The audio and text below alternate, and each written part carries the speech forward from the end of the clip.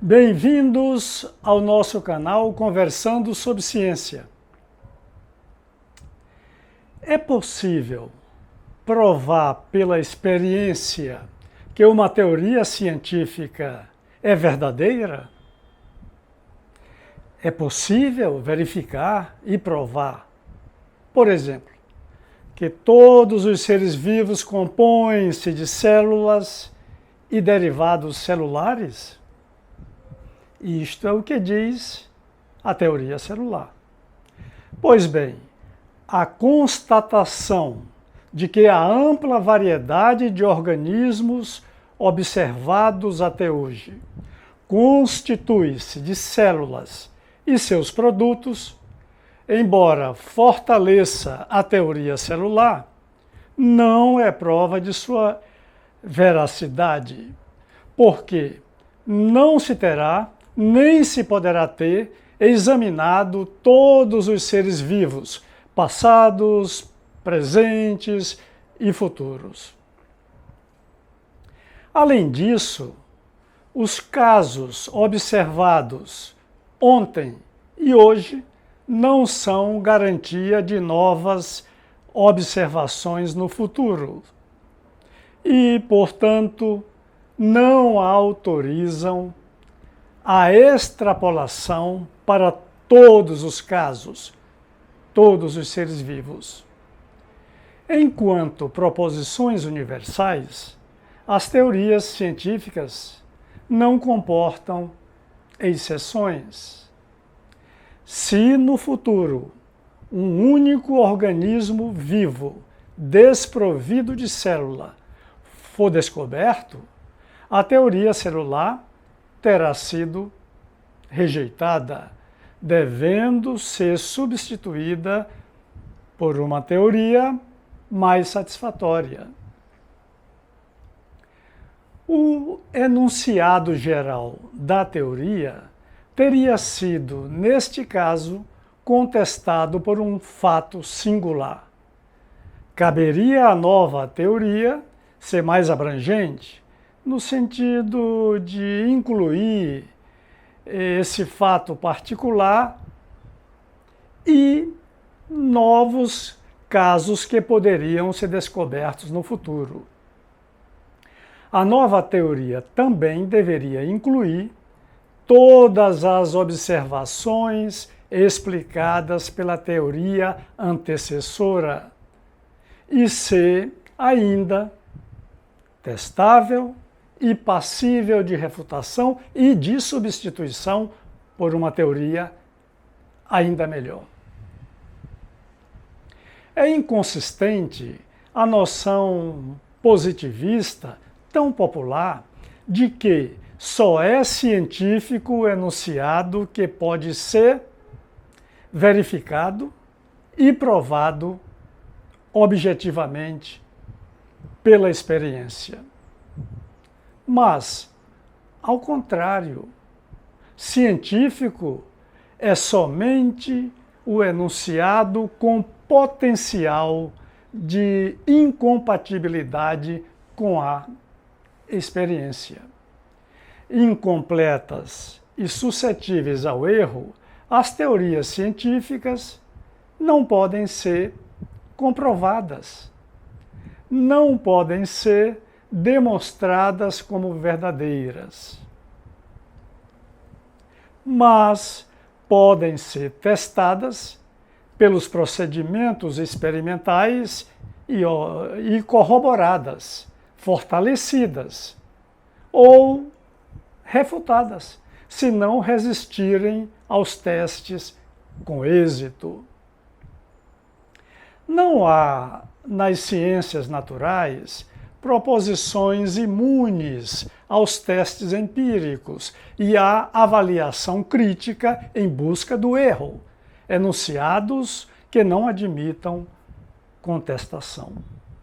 Leis, princípios, teorias, hipóteses, conjecturas ou suposições, enfim, quaisquer enunciados gerais, serão científicos somente se tiverem uma estrutura tal que possibilite as tentativas de contestação empírica. Os testes experimentais de teorias são tentativas de refutá-las. Proposições irrefutáveis que se sustentam a despeito das evidências contrárias, isto é, que a experiência é incapaz de refutá-las, são mitos. O status científico de uma proposição é definido por seu caráter hipotético e por sua capacidade de ser testada e refutada pela experiência, e não de ser confirmada, comprovada. Este é o critério de demarcação, o corte epistemológico proposto pelo filósofo da ciência Karl Popper para separar o conhecimento científico das formas não empíricas de conhecimento. A metafísica, a mitologia, a teologia e as pseudociências, como é tipicamente o caso da astrologia.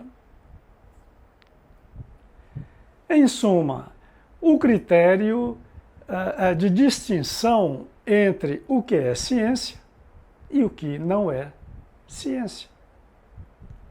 Aqueles que relutam em expor suas ideias ao risco de refutação não participam do jogo científico, escreve o filósofo em seu influente livro A Lógica da Pesquisa Científica.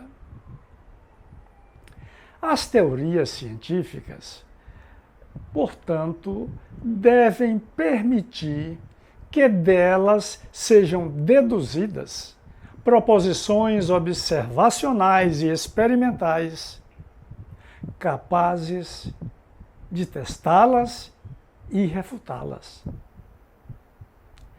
É a afirmação na ciência do primado da refutabilidade empírica em oposição ao conceito positivista de verificação empírica de enunciados gerais, o princípio da verificabilidade.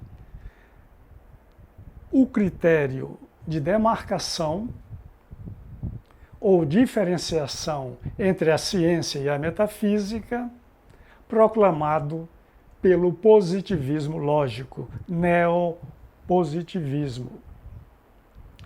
O princípio de verificabilidade não é válido como critério de cientificidade, porque a verificação experimental definitiva de enunciados gerais não é possível. Como exemplificado com a teoria celular, a evidência empírica pode corroborar uma teoria, mas não prová-la ou estabelecê-la definitivamente. Com base no princípio de refutabilidade, o critério popperiano de cientificidade ou demarcação ciência não ciência, é fácil entender que certas proposições, a exemplo daquelas que exprimem convicções sobre Deus, céu, inferno, almas, imortalidade, vida após a morte, reencarnação e outros entes e conceitos religiosos, são desprovidas de conteúdo empírico e, consequentemente, de significação científica, em virtude de seu caráter não testável e não refutável. Asserções desse gênero não são suscetíveis a testes por procedimentos lógicos. Portanto, não admitem refutação experimental. Porém, nossa incapacidade de invalidá-las não é prova de sua veracidade.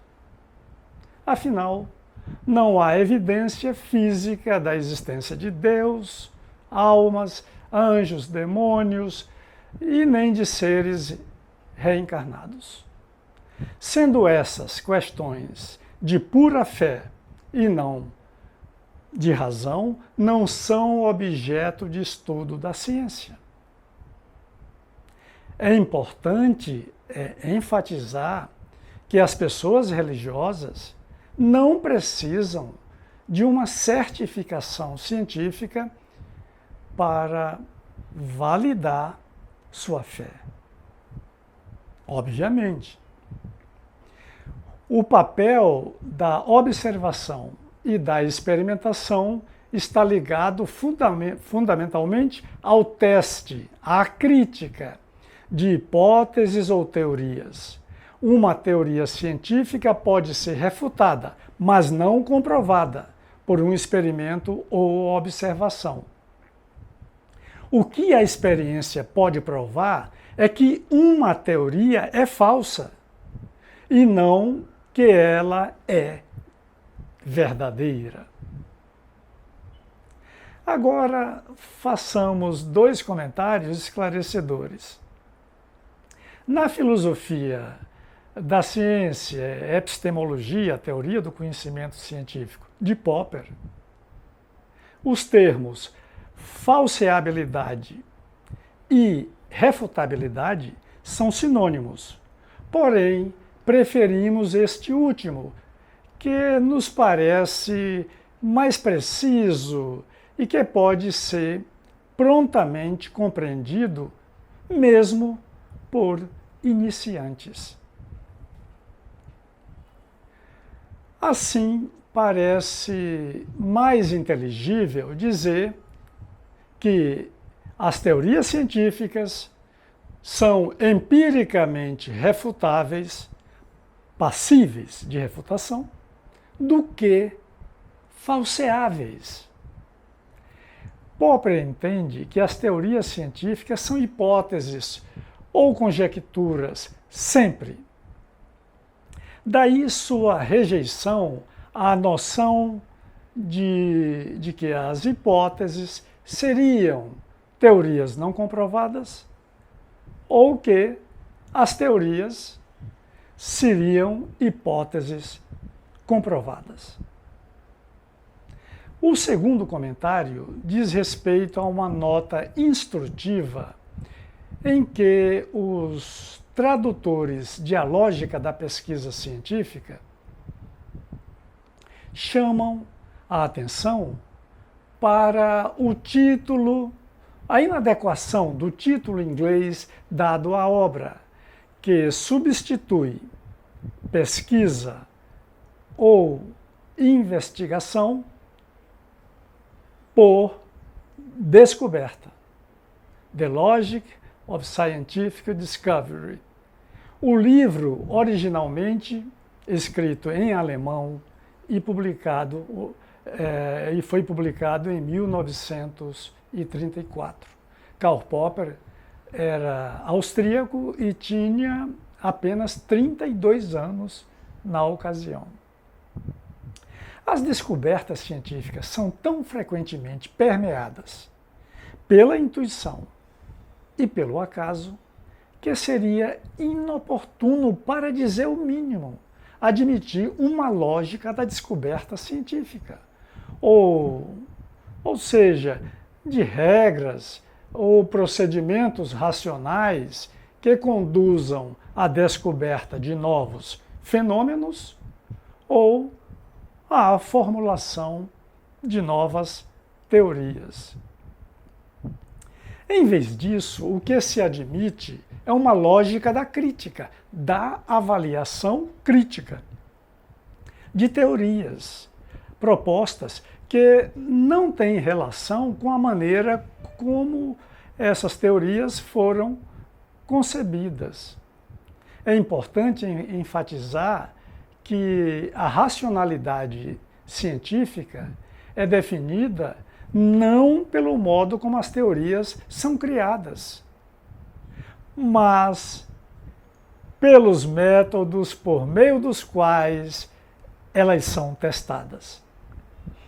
É isso. Abaixo, na descrição, você encontra as principais fontes de informação utilizadas na elaboração desta apresentação. Obrigado por assistir, inscreva-se no canal e compartilhe.